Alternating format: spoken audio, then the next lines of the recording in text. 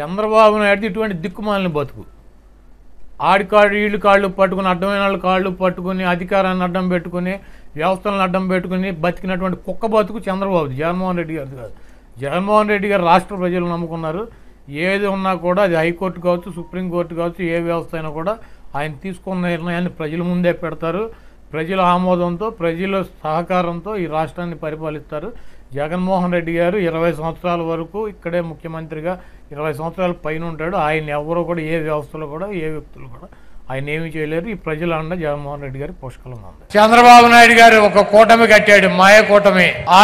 ఆయన వదిన పురంధరేశ్వరిని బీజేపీ అధ్యక్షురాలను చేశాడు. అదేవిధంగా ఆయన దత్తపుత్రుడిని పవన్ కళ్యాణ్ పక్కన పెట్టుకున్నాడు, ఒక ఉత్తపుత్రుని పక్కన పెట్టుకున్నాడు. వీళ్ళందరినీ పెట్టుకుని కూడా సిద్ధం సభల ద్వారా జగన్మోహన్ రెడ్డి గారికి వస్తున్నటువంటి ప్రజాదరణని తట్టుకోలేక, జగన్మోహన్ రెడ్డి గారిని రాజకీయంగా ఎదుర్కొనలేక, చవటలాగా దద్దమ్మలాగా వెనక నుంచి జగన్మోహన్ రెడ్డి గారిని ఒక 50 రోజుల్లో ఈ రాష్ట్రానికి ముఖ్యమంత్రి అవుతారు. చంద్రబాబు కాదు కదా, వాడి బాబు ఖర్జూర నాయుడు వచ్చినా కూడా మీ ఎంట్రిక ముక్క కూడా పీకలేడు.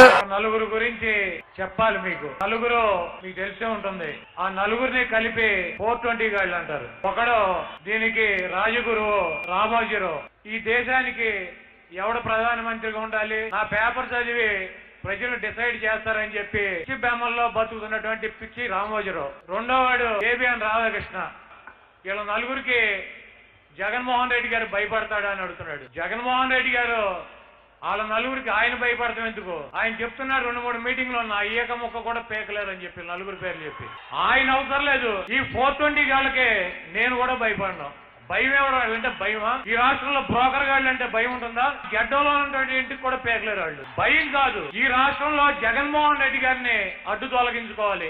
ఈ రాష్ట్రంలో జగన్మోహన్ రెడ్డి గారిని రాజకీయాల నుంచి సమూలంగా తీసేయాలి. ఈ రామోజీరావు, రాధాకృష్ణ, బిఆర్ నాయుడు లాంటి ఇటువంటి లుచ్చాగాళ్ళు 5 నిమిషాల్లో 10 నిమిషాల్లో పొరలాగా వస్తారు కానీ బగబగమండేటువంటి జగన్మోహన్ రెడ్డి గారిని ఆపలేరు. ఇటువంటి దుస్తచరిత్ర, ఇటువంటి గజ దొంగలు, ఇటువంటి 420 నా కొడుకులు ఎంతమంది వచ్చినా కూడా వీళ్ళని రేపు 2024లో జరగబోయేటువంటి ఎన్నికల్లో పాతాళంలో గొయ్యి తీసి ఈ నలుగురు 420 గాళ్ళని వీళ్ళతో పాటు దత్తపుత్రుడు పవన్ కళ్యాణ్ ని, పనికిరానటువంటి ఉత్తుత్తి పుత్రుడు ఈ పప్పు నాయుడు లోకేష్ గారిని, ఈ 6గురిని గొయ్యి తీసి ఈ రాష్ట్రంలో గోధుల పాతిపేటదాకి మేము కూడా సిద్ధంగా ఉండాలని చెప్పి పేద ప్రజల కోసం నేను కోరుతున్నా. చంద్రబాబు చెబుతాడు ఈ రాష్ట్రం అంటే 24లో అధికారంలోకి వచ్చేస్తాడంట. ఒట్టికి ఎగరలేనమ్మ స్వర్గానికి ఎగిరానని చెప్పుద్ది. చంద్రబాబు నాయుడు, రామోజీరావు, రాధాకృష్ణ, బిఆర్ నాయుడు వీళ్ళ ముగ్గురు చంద్రబాబు నాయుడు ముఖ్యమంత్రి చేయలేరు. చంద్రబాబు నాయుడు అనేటువంటి వ్యక్తి ఈ రాష్ట్రంలోనే కాదు, ఈ దేశంలో రాజకీయ పార్టీలు నడిపేటువంటి పార్టీల్లో ఇంత పనికి మాలినటువంటి చౌట దద్దమ్మ వెధవ ఎవడో లేడు ఈ దేశంలో.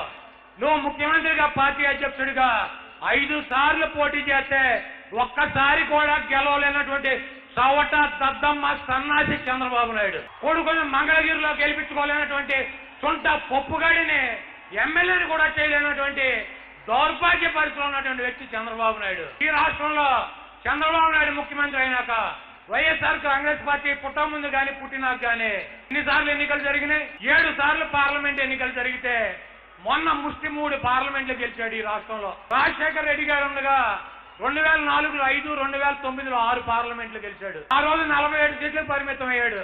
మొన్న 23 సీట్లు పరిమితం అయ్యాడు. ఈడెప్పుడు 1924లో నేనే ముఖ్యమంత్రి అవుతా, నేనే చేస్తా, నేనే చూస్తా, వడ్డీతో సాగిస్తా, నా గడ్డంలో బొత్తు కూడా పేగలో నువ్వు ముఖ్యమంత్రి అయ్యేది లేదు, చచ్చేది లేదు. ఈ 420 నా కొడుకులు, ఒక అమ్మకి ఒక అప్పకి పుట్టినటువంటి ఈ 420 నా కొడుకులు ఏం మాట్లాడతారు? వీళ్ళకి ఒక అమ్మ ఉందా, ఒక అప్పు ఉన్నాడా? ఈ రాష్ట్రానికి వైఎస్ఆర్ కాంగ్రెస్ పార్టీ కుటుంబ సభ్యులకి తండ్రి రాజశేఖర రెడ్డి గారు అయితే తల్లి విజయమ్మ. ఈ దిక్కుమాలిన తల్లి విలువ తెలవన్నటువంటి, తల్లి గురించి తెలవన్నటువంటి ఈ 420 నా కొడుకులు నిన్న మధ్యాహ్నం నుంచి ఆవిడని తీసుకొస్తారు. అక్కడెక్కడికో వెళ్ళి చదువుతుంది. జగన్మోహన్ రెడ్డి స్పెషల్ ఫ్లైట్ వేసుకెళ్ళాడు. నీ కొడుకు స్టాన్ఫోర్డ్ అమెరికాలో ఉన్నప్పుడు నువ్వు నీ కుటుంబ సభ్యులు నడిచి వెళ్ళారా? ఫ్లైట్లు వెళ్ళక దేంటి వెళ్ళారు? లేకపోతే సముద్రంలో ఈనుకుంటూ వెళ్ళారా? ఫ్లైట్ లో వెళ్ళాడు జగన్మోహన్ రెడ్డి. ఏంటి వెళ్తారా ఫారిన్? అమెరికా నువ్వు ఏంటి వెళ్తావు? ఫ్లైట్ లో వెళ్ళకపోతే ఏంటి వెళ్తావు? నడుచుకుంటూ వెళ్తావా? పూర్తిగా మైండ్ చెడిపోయింది. ఈ రోజు చంద్రబాబు నాయుడు కనుక మేము అన్న అనకపోయినా ఎక్కి ఏడుస్తాడు యాక్షన్. చంద్రబాబు నాయుడు కూర్చోని నీచం లేదు. భార్యనన్నా, తండ్రినన్నా, తల్లినన్నా, ఎవరినన్నా కూడా పట్టించుకోనటువంటి దిక్కుమాలినటువంటి బతుకుతుంది. నువ్వు అంటే సిగ్గు లేకుండా 4 ఓట్ల కోసం మేము అన్నటువంటి మాటలు మేము అన్నామని చెప్పి నీ భార్యని బజారుకి ఎత్తుకొచ్చి దొంగ ఏడుపులు ఎత్తుకొచ్చినటువంటి పోర్చండి నా కొడుకు నువ్వు. జగన్మోహన్ రెడ్డి గారికి ఏంటి సింహంలాగా సింగలు పోతాడు. నువ్వు ఒకడెవరా, నలుగురురా, 10 మంది రండి. మీకు 2024లో మిమ్మల్ని రాజకీయ సమాధి చేసి మిమ్మల్ని మీ రాజకీయ జీవితాలని పాతాళంలో పాతిపెట్టి మిమ్మల్ని శ్రీ నారా చంద్రబాబు నాయుడు మానసిక వైకల్య కేంద్రంలో మీ 4 420 గాల్ని జాయిన్ చేసి మీకు శాశ్వతంగా అక్కడే ట్రీట్మెంట్ చేసేటువంటి బాధ్యత కూడా ఈ ప్లానరీ సందర్భంగా వైఎస్ఆర్ కాంగ్రెస్ పార్టీగా మేము తీసుకుంటాం. ఈ రాష్ట్రానికి పట్టినటువంటి శని, దరిద్రం, నిష్ఠ దరిద్రం మీ 4 ఈ పాత్రలు అమ్ముకునేటువంటి రామోజీరావుని పేపర్ మీద అమ్ముకుంటారు, సైకిల్ మీద వచ్చినటువంటి ఈ 2వ దొంగ రాధాకృష్ణని కోడి ఉండి చూస్తుందని చెప్పి ఆయిల్ అమ్ముకున్నటువంటి బొత్సు మీద డబ్బులు సంపాదించినటువంటి ఈ టీవీ బిఆర్ నాయుడిని, ఈ చంద్రబాబు నాయుడిని 4 కూడా రాజకీయంగా సమాధి చేయడానికి వైఎస్ఆర్ కాంగ్రెస్ పార్టీ ప్రతి కార్యకర్త, ప్రతి నాయకుడు కూడా వీళ్ళు చేసేటువంటి కుట్రలను ఎప్పటికప్పుడు తిప్పి కొట్టాలని. ఈ రోజు ఆంధ్రప్రదేశ్లో జరుగుతున్నటువంటి పోలింగ్ని పరిశీలిస్తే ముఖ్యంగా మహిళామ తల్లులు, వృద్ధులు, అదేవిధంగా యువత అందరూ కూడా పెద్ద ఎత్తున ఓటింగ్లో పాల్గొని వాళ్ళ భవిష్యత్తుని నిర్ణయించుకునేటువంటి ఈ ఎన్నికల్లో వాళ్ళు మంచి ప్రభుత్వానికి ఓటేస్తున్నారని చెప్పి నేను భావిస్తున్నాను. మేము గతం నుంచి కూడా చెప్తున్నాము, జగన్మోహన్ రెడ్డి గారు ఇచ్చినటువంటి అనేక సంక్షేమ కార్యక్రమాల ద్వారా ప్రతి పేదవాడు, ముఖ్యంగా మహిళల్లో బెనిఫిషరీస్ పెద్ద ఎత్తున ఉన్నారు. వారు జగన్మోహన్ రెడ్డి గారి ప్రభుత్వం కనుక అధికారంలోకి వస్తే వాళ్ళ పిల్లల భవిష్యత్తు బాగుంటుంది.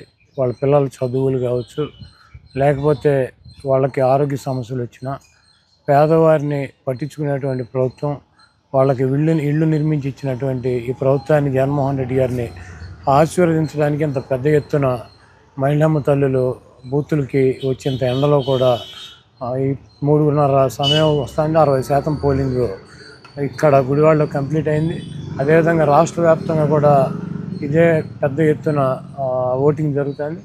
తప్పకుండా ఈ ఎన్నికల్లో జగన్మోహన్ రెడ్డి గారిని మరొకసారి ఆశీర్వదించడానికి, దీవించడానికి ప్రజలు సిద్ధంగా ఉన్నారని చెప్పి నేనైతే భావిస్తున్నాను.